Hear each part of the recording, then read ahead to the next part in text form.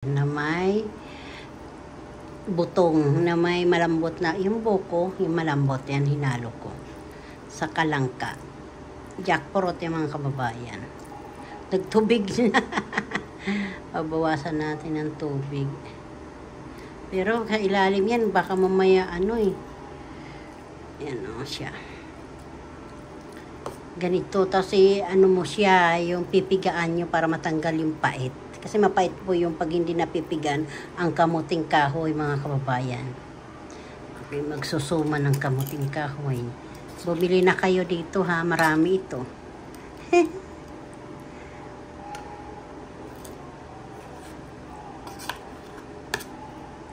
Ayan na po yung dahon. Yung dahon na saging. Linaga ko na yan. Ayan o. Babalotin na natin mga kababayan. Pinakita ko lang. Mga kababayan, ito na po yung ginagawa ko ngayon sa aking suman. Naputol po yung ginawa kong ang aking video dahil nga hindi ko pala na-open dito ang mic ko mga kababayan. Ayan, 2 po ang linagay ko dito na blab. Tapos para po malinis ang aking ginagawang kakanin na kasaba na suman mga kababayan.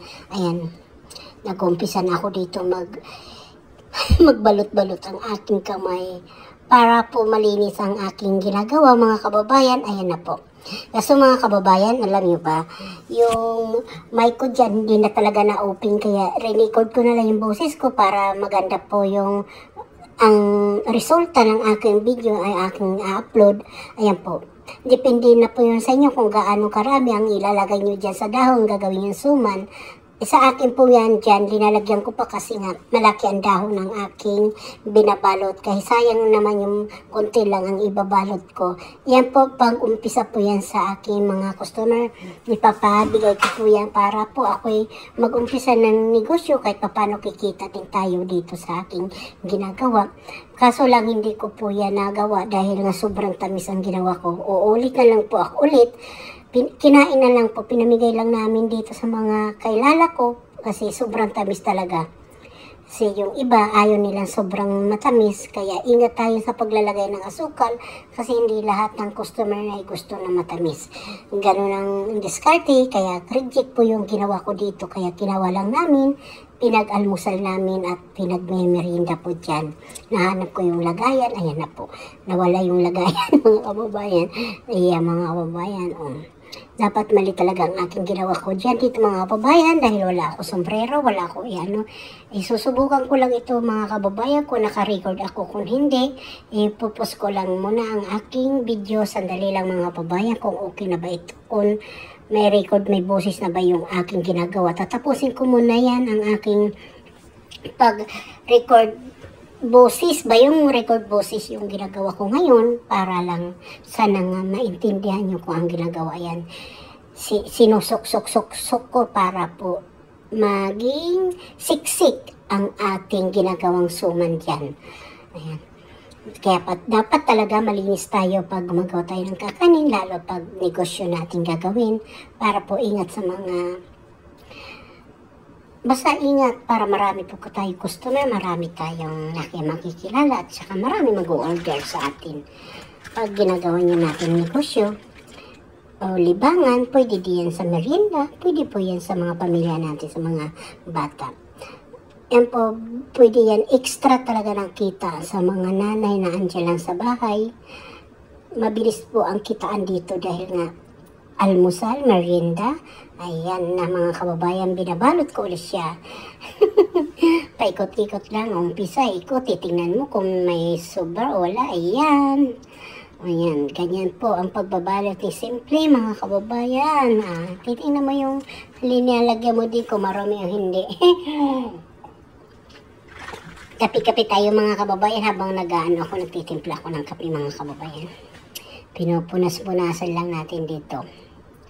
Ang hirap mga kababayan ang aking ginawa dito dahil hindi ko talaga na-open ang aking mic dyan. Kunwari may mic pero hindi pala ito na saka ko ito nakita nang in-upload ko na. So gumawa na ako ng paraan pag nag-voice record na lang po ako dito mga kababayan. Sana po maintindihan nyo yung aking ginagawa para lang po mayroon ako i-upload. Ayan po. Masarap po yan mga kababayan ginagawa ko. Dapat maglalagay tayo ng sombrero, knit sa ulo pag gumagawa tayo mga kakanin para hindi talaga malalagas ang ating mga buhok na ilalagay sa ating mga paninda at ating para hindi din makain ng ating mga anak. Para malinis. Kasi mali talagang ginawa ko dito dahil hindi nga ako naglagay ng knit sa aking ulo. Ayan, hindi na nga masyado ako talagang gumagalaw dyan dahil dahil mga kawawayan, dahil wala nga ako knit na hinalimutan ko talaga tumayang na hirapan ako patayo-tayo dyan dahil pagod na nga talaga ako sa ano ba pangalan yan, dahon, tapos nyug, tapos silangka, ginayat-gayat ko pa. May langka po yan mga kababayan.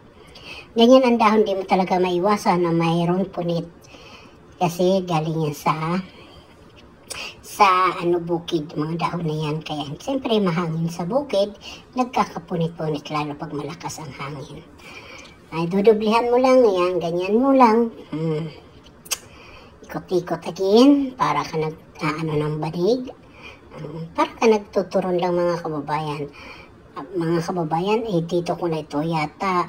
Titingnan ko okay na ba yung aking voice record. Sana po naintindihan niyo ang aking ginagawa ngayon. Mga kababayan, nagpalit ako dyan ng aking gloves dahil malagkit.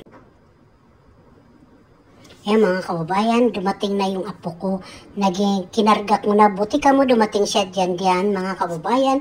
Natapos na ako magbalot. Ayan na yung anak, yung apo ko. Buti may kunti pa talaga mga kababayan. Kaya yung mister ko dyan ang inutusan ko maglaga. Ako diba? Pag mga kababayan talaga, hindi ko pa talaga napansin na hindi ko na-open yung ang aking mic kasi hindi ko din talaga magkakaroon ng busis dahil nga mayroon nakasaksak doon sa akin cellphone. Cellphone lang po yung ginagamit ko dyan, mga kababayan, kaya ganyan, nagkamali-mali talaga ang aking ginawa. Pasensya na po kayo. Ayan, ang aking resulta, ang aking finish balot na suman. Ayan, hawak-hawak ko dyan yung aking apo. Ayan. Kaso naglalambing talaga siya mga kababayan. Wala na po ako nagawa talaga. Yan. Hindi ko na alam ang gagawin ko dyan. Binalot-balot na po. Yan. Nakatingin din yung apo ko siguro. Maggagaya din yata yan. Paglaki niya, maganda nga yan nakikita niya kung ang ginagawa ng lola niya dyan sa pagbabalot ng suman. Masarap yun sa negosyo. Pag marunong ka mag-manage sa mga suman ng mga kakanin, maganda po ang kitaan din yan, mga kababayan, kung marunong ka lang mag-diskarte. Sabi nga, sana all. Mga kababayan, yan po talaga. Marami yung ginawa ko dyan. Kita nyo, ipapasampol talaga namin yan. Kaso nga, nagkamali nga ang akong ginawa dyan dahil na-over nga yung asukal. Ayan, nanghingi siya dyan ng pagkain. Ayan, buti ka mo may cake dyan ng binili ng mister ko. Ayan na siya. Siguro ginugutom kasi hindi ko nga siya nalalagyan ng pagkain dahil nga busy kahit nga hindi ko talaga napansin na talagang wala na pala ako boses niya. Nakala ko maririnig niyo ang aking ginagawa. Sana matuto na ako mag-record boses. Sana hindi ako makabarik dito mga kababayan dahil nga ay naku, ang hirap pala bang ganito ang aking gagawin ng may kasamang apo. Nagbabalot ka. Saan ka pa mga kababayan? Ganun ang buhay ni Simple dito sa Amerika. May alaga, magluluto. Ayan na. Inutusan ko na diyan yung asawa ko, yung pagkuha ng pinggan, kutsara. Patitikman ko nga. Ayan, iluluto na yan ang aking asawa diyan, yung suman. Dahil gustong-gusto na rin niya tikman yung ginagawa ko. Saka titikman din niya kung gaano kasarap. Kasi siya ang may customer na ano pa yung umpisa, tapos papatikman, tapos papa-order na kami sana. Kaso mali ang ginawa ko, na-reject po ang ginawa ko dyan mga kababayan. Kaya sana hindi po ma-reject sa aking pag-upload. Ayan po ito mga kababayan. Nakabalot-balot na po yan mga kababayan. Order na lang po kayo. Malapit sa akin. Nakabalot-balot na po yan mga kababayan. Titingnan natin kung walang natira.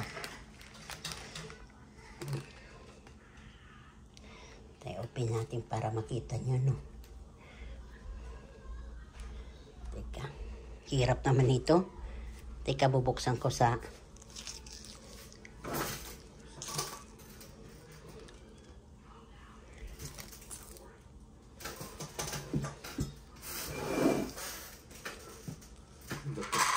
Ito wala na?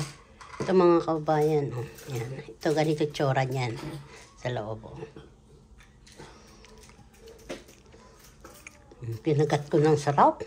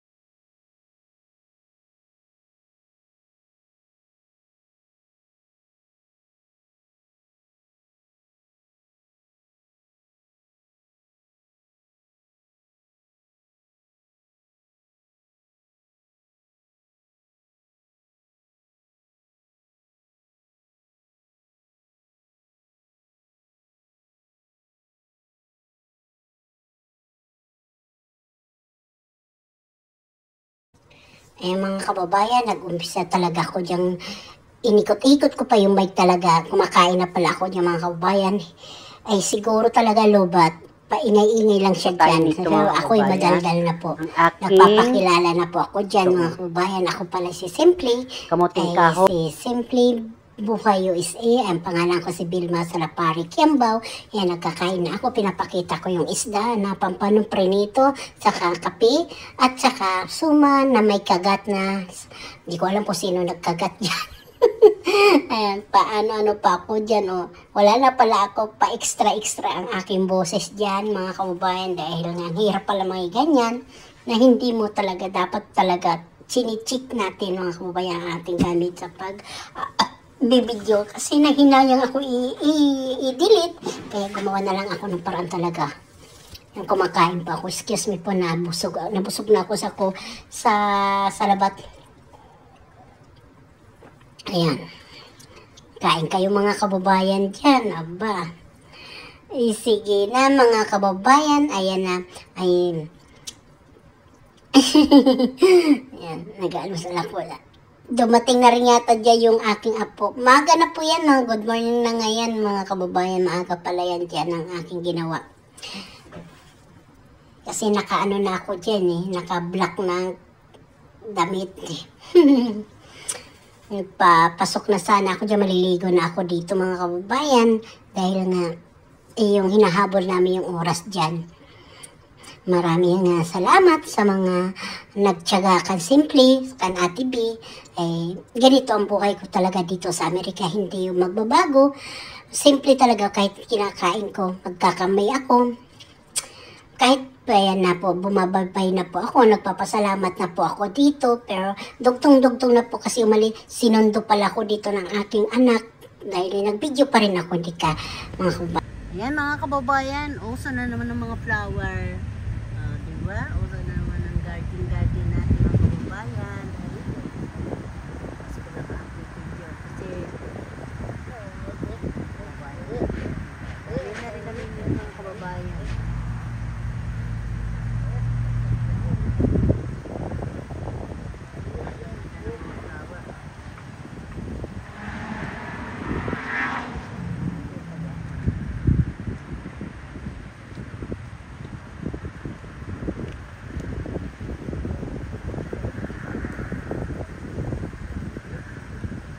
Ako pumasok dyan mga kababayan ha.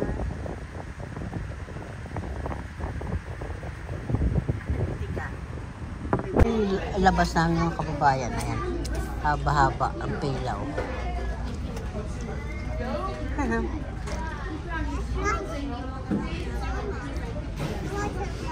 It's looking for its mama. Yeah.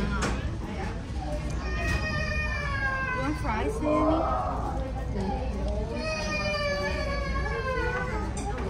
I will.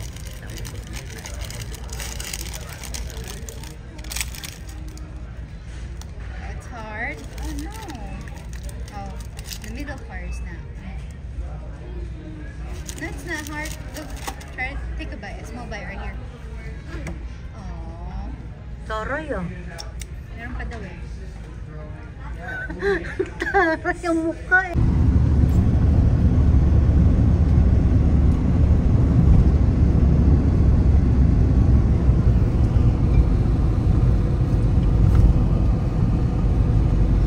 Diba? Magandang panahon namin mga kababayan. Oh, kikita nyo dyan. Ganda ng aming panahon ngayon.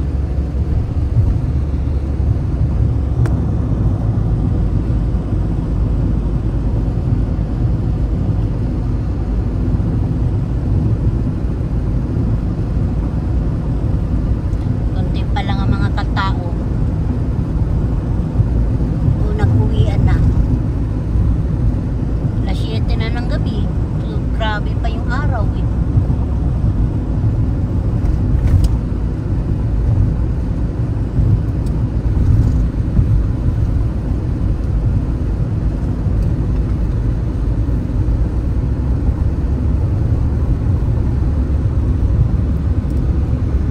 Kita nyo mga kababayan, oh, may landing kami dyan, oh, landing. Ay, nakalanding yung aeroplano dyan, oh. Yun, oh. Ana. Yan ang mga polis. Saan?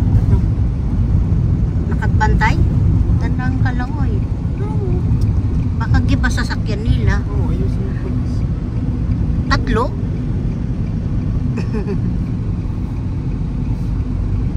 Nasira sa habol. Aray ka. Sayang yung ano na yun. Ang ganda-ganda sana. Kaso wala na. Mga kababayan, yan ang bundok. So, bundok na ano.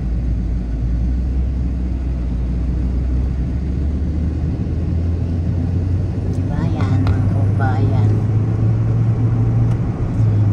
Nagtatanim na sila ng mais, mani, patatas.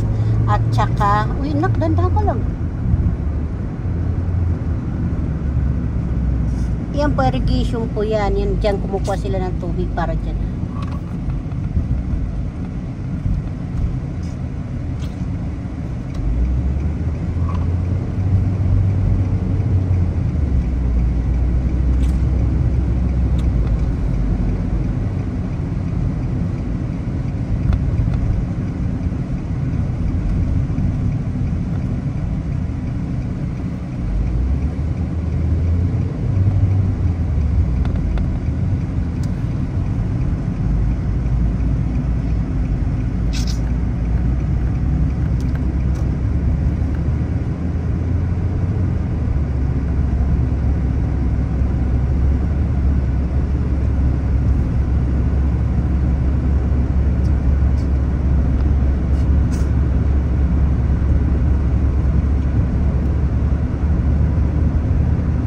Sa nakita yan ni Papa mo, tuwang-tuwa yung pag naglaba ka. Kasi papagod kaya akyat niya. Bilaba, di ba pupunta kami dyan. Tapos pupunta kami dun sa ano paglinis. Tapos pupunta, uy, pupunta na naman sa ano, sa, balik kami dyan. Yun, pupunta na kami dun sa ano, Asian Market. Ano yun? Hello.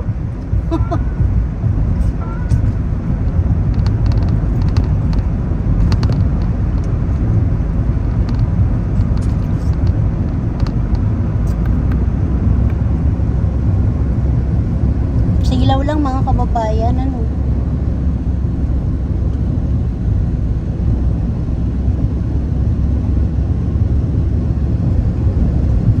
Kita yung mga view ng ano, lugar na pinupuntahan namin.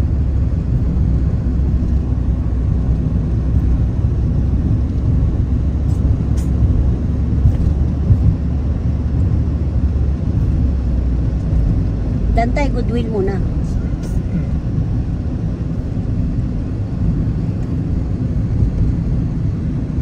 Palinis ka na kaya? Kaya mong palinis.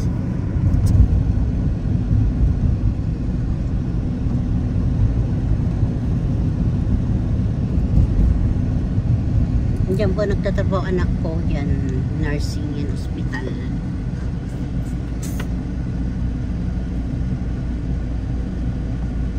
Ubus mo? Sunod ka?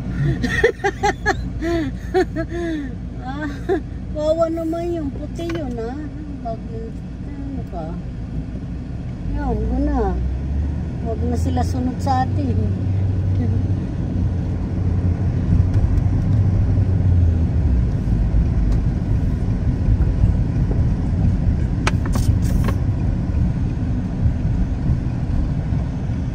Binagalang palalo. Ay, nako. Ba't sila wala na dahon? Patay na. Tayo na nga. Dapat dito ka na dumaan. Sige po mga kababayan, malapit na kami sa aming pupuntahan. Good morning mga kababayan. Nako. Dito na naman kami sa aming langsangan. May pupuntahan kami ng anak. Kumusta kayo lahat dyan? Kapag video dahil walang music. Pag may music ano na po dito, alas 6 ng hapon mga kababayan. Ang aming dinadaan ng mga kababayan. Oy! Isang pigok lang. Mas mabilis pa yun sa atin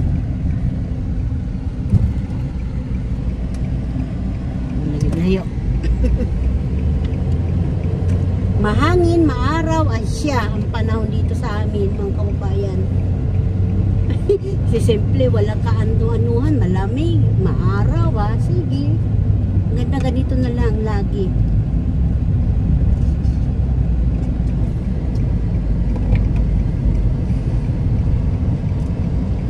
Nagsasawa kayo sa anong kalsada di sa kami naman ang mukha ko lang. Ang titingnan nyo mga kababayan. Wala na po mga bulaklak kaya sa amin na lang nakatingin kayo.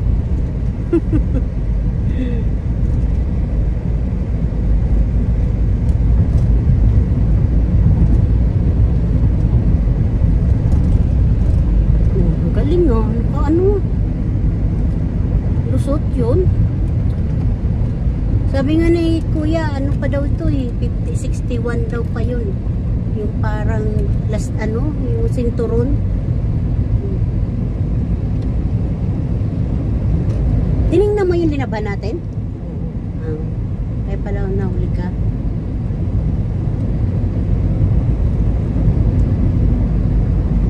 Yung kababay ito bunso ko ang anak. Init init upuan mo Tining niya ito kasama yung drone. Pumunta siya sa diba dala mo yung sasakyan niya? Kuya? Ito dinala pumunta siya naglakad. Siya ng alas 7 na ng gabi yun, Yung alam niya yung anong problema. Sinabi niya kang papa.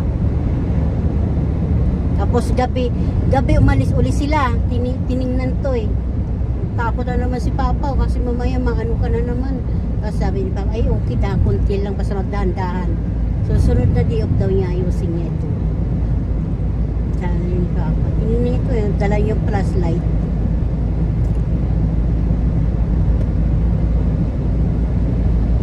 Kasi mahirap daw yung pag natirikan ka sa kalsada. Mahal daw yung yung bayad maghila.